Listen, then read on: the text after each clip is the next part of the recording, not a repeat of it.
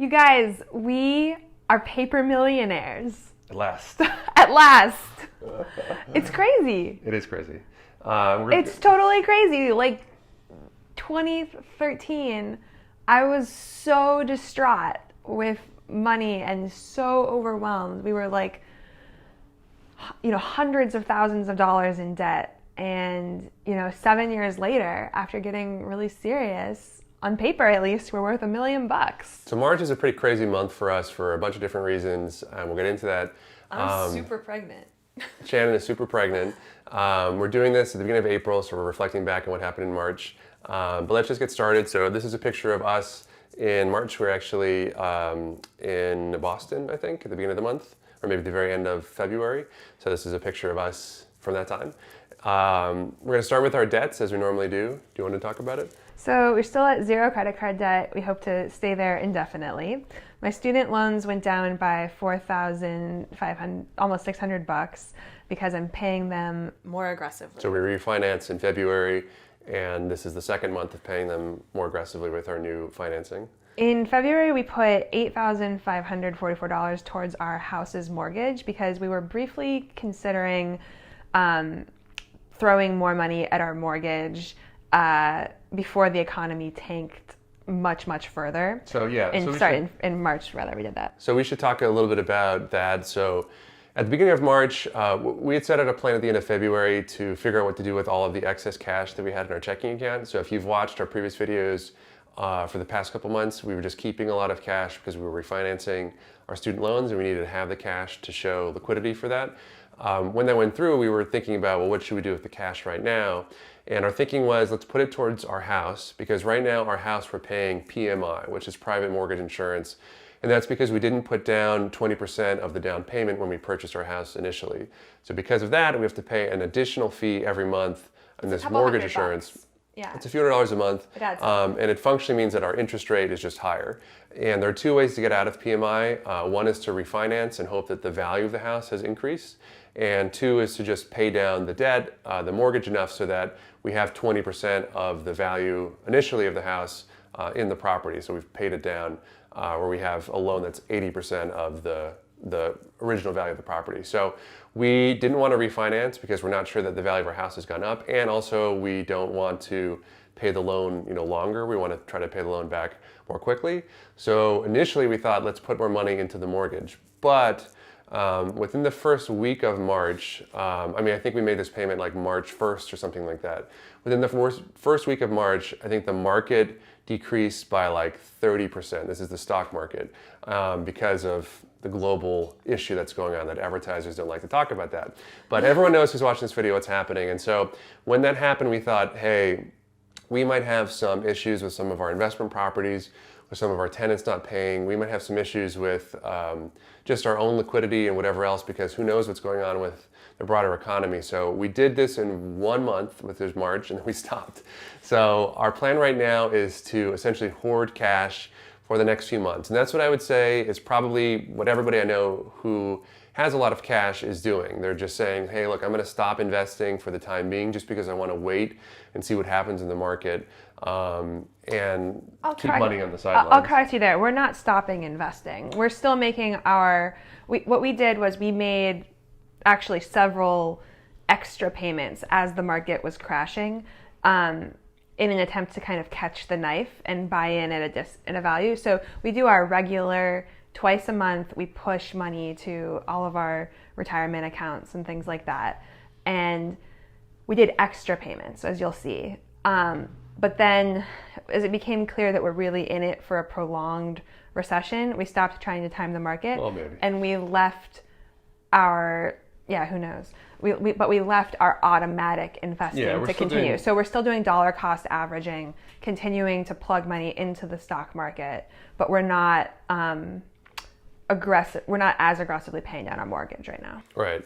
So the net result is that in March, it looks like we made an aggressive payment on our mortgage, which is true, but that's probably going to be the only month that we've done that for the foreseeable future. And we'll talk about in a next video about what our debt payment plan is right now for the foreseeable future. But For the purposes of this month, we paid down about $15,000 of debt in total for a yearly change of about $32,000 in our debt pay down. So the next slide shows our debts today as a graph as compared to October 2019 when we got really serious about debt pay down. You can see the credit cards have fallen off. Now we're tackling the student loans. After that, we're going to aggressively tackle the house mortgage. And eventually this will just be investment property debt, which is cash flow positive, pays for itself, and at a very low interest rate. And, we have a lot of equity in each of the houses. So this is our asset slide for March 2020. And this is what caused us to become paper millionaires, at least in March 2020, was the increase in value of our investment properties. So I said in a previous video that I don't update the value of our investment properties consistently, and that's true. I think that the last time I really thought about the change in value was the middle of last year. But what happened at the beginning of 2020 was, as everyone knows, because of world events and the world economy and whatever else, interest rates have plummeted. And that also means that interest rates on mortgages have plummeted. So what we decided to do is take two of our properties, in fact, the first two properties that we ever bought, and refinance them because we were paying interest rates in the 5% range. We'd refinanced them about 2 years ago. And now interest rates in March and continuing now are in the low 4s. I think in some of these we have high 3% range, which is the lowest I think I've ever seen. In conjunction with that, we have to get an appraisal of our properties. So we had an appraiser come out that the bank sent, and he went to two of our properties in February, and we got the results back in March, and he said that the value of our properties was way more than what I had thought those two properties were worth. So I think the value of each property I had miscalculated personally by over $100,000. That's probably the case with a lot of our other properties too, because I usually take a pretty conservative approach to the value of our properties just because why not? It's hard to peg, the value of a residential property. And he was constantly. probably factoring in all the improvements we did, because it's important to remember that we bought really distressed properties, and then we put a lot of sweat equity into them. Yeah, although I think I had, priced the properties considering that. I'm not entirely sure if we could sell the properties at the value that we got, but this is the appraised value. Probably not today. So I think that's like as good as you're going to get in terms of what you think the value of the properties are. As a result, the value of our investment properties, because these two properties are owned entirely by us, they're not owned in an investment group at all, that increase in value is directly an increase in our net worth, an increase in our assets. So it's an increase of $253,000. That's how far we were off on these two properties. So that's great. That alone is a massive, massive change. It's great. And the other thing that's great about it is that we took the amount of money that we're going to save every month now in interest, and we plugged it into a calculator that shows how much we will get in 30 years at the end of these mortgages if instead of paying that towards interest, we invest it, and we got about $500,000. Yeah, so instead of paying the 5%, we're paying more like 4% or 3.9%, and then if we took that difference and invested it, it's a lot of money. We assumed a 6% rate of return, which I think is actually fairly conservative because the historic rate of return is like 8%, but you never know. And so, over time, that one decision is really going to be very helpful. Well, unfortunately, we're still waiting to close on these properties because the financial markets have been so crazy and everything has been so slow. But when those get refinanced, which I hope will happen in the month of April, things will be really great for that. We didn't change the value of our house, but something to talk about is our retirement and investment accounts and our checking and savings accounts. So in this graph, it looks like the value of our retirement and investment accounts has increased. And on paper, that is true. However, what you don't see and what I'm about to explain is that the actual amount of money that we had in our retirement accounts at the end of February decreased substantially. And that's because the market, again, went crazy in the month of March. We had massive losses. I mean, at times during the month of March, I think we were down almost 40% on our retirement accounts, and it recovered a little bit by the end. What we did, as Shannon mentioned before, is we took money from our checking account and put that into our retirement accounts to see if we could invest when the market was at a lower ebb. So that $20,000 that you see is really us transferring that into our retirement accounts, and the net positive is that we transferred so much that even though we lost probably 15 grand in our accounts by the end of the month, we still had a net positive by just transferring money from our checking accounts. Our personal property didn't change. Our business accounts went up by 12 grand. I actually think, babe, that only part of the checkings and savings, the negative 21,000, we didn't put $21,000 into the market. A lot of that is actually just being moved to the business accounts. So what we did was we put some money into the stock market, and we actually moved other money from our personal checkings and savings into our business accounts to pad the emergency funds of each of our individual properties. So we were anticipating that, tenants might have some difficulty paying rent. Actually, they've been pretty good. We've been really impressed. I would say they've been okay. Yeah, I would say like 80 to 90% have been fine. Yeah. And we'll see as this crisis continues to evolve. But we were basically anticipating a liquidity crunch. So the negative 21,000 of that, the 12,755 was just moved to a different type of account. So in total, our assets are up $248,521 in the month of March because of that appraisal. So for the year, for the first 3 months of the year, it's almost over $250,000 of change in value of our assets, again, because of the humongous change in our investment properties. So it's weird for the month of March, which I would say is probably going to be the worst month for most people on paper because of all of the losses in the stock market. It was actually probably our best month ever just because of this reappraisal. So you might argue like, oh, well, the house was always worth that. It was worth that back in December. It was worth that. I mean, sure. But for the purposes of our paper calculations, this is the month where we like figured that out and kind of recognized it. Yeah. And what does that mean for us in practice? Nothing, right? Because the money is all tied up in the house. The events in the world economy have made it such that this is not a favorable market to sell a house. And so I couldn't think of a worse time in the past 5 years to sell property than right now. Right.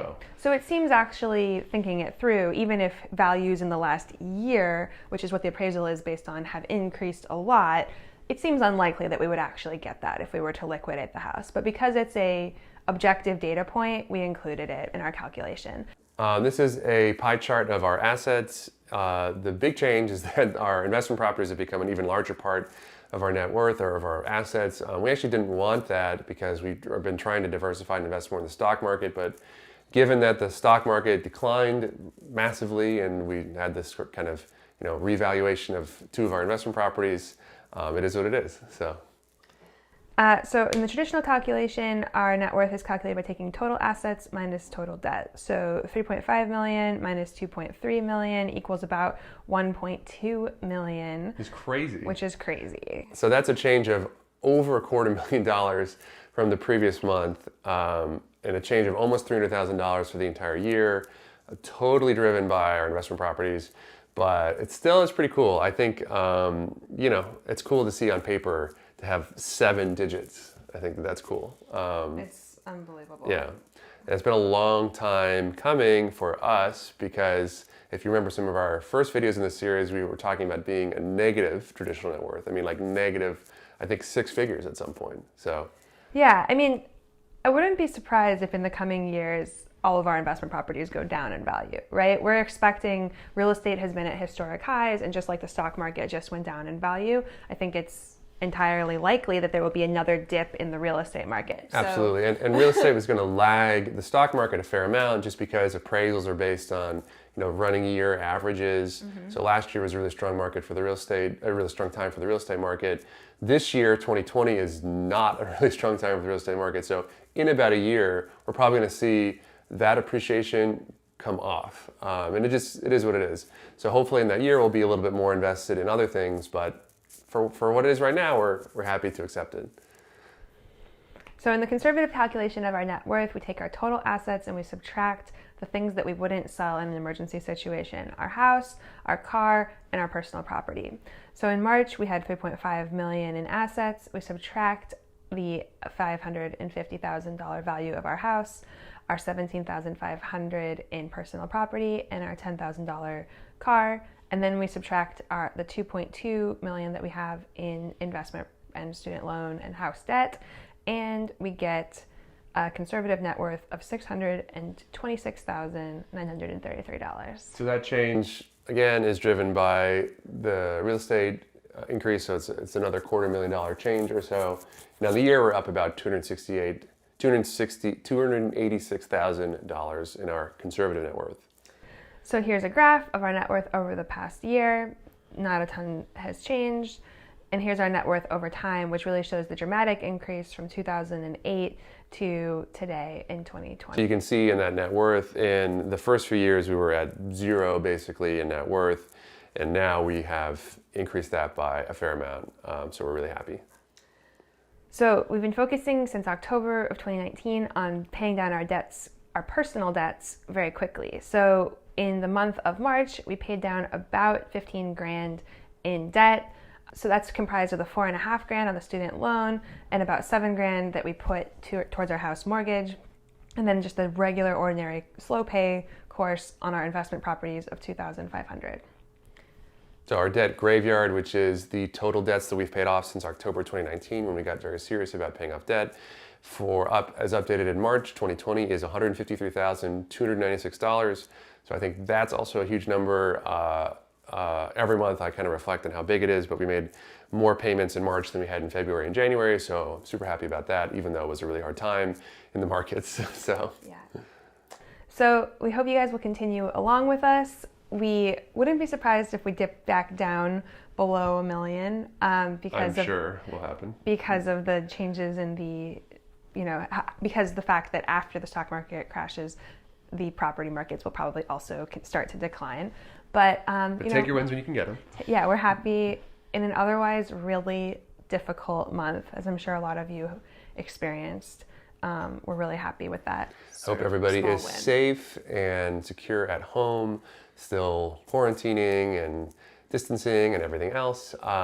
Please let us know how you guys did in March. I'd be super curious. We're going to do another video kind of on our debt strategy, and that we've changed it a little bit after some of the events of the beginning of this year, and also reevaluating our spending and our income. And we'll also do another update on April. I think by the time we do our next update, we will have had a baby. So that will be a big one. It's not going to change our net worth, I suppose, although it'll change our kind of intrinsic net worth, I think. But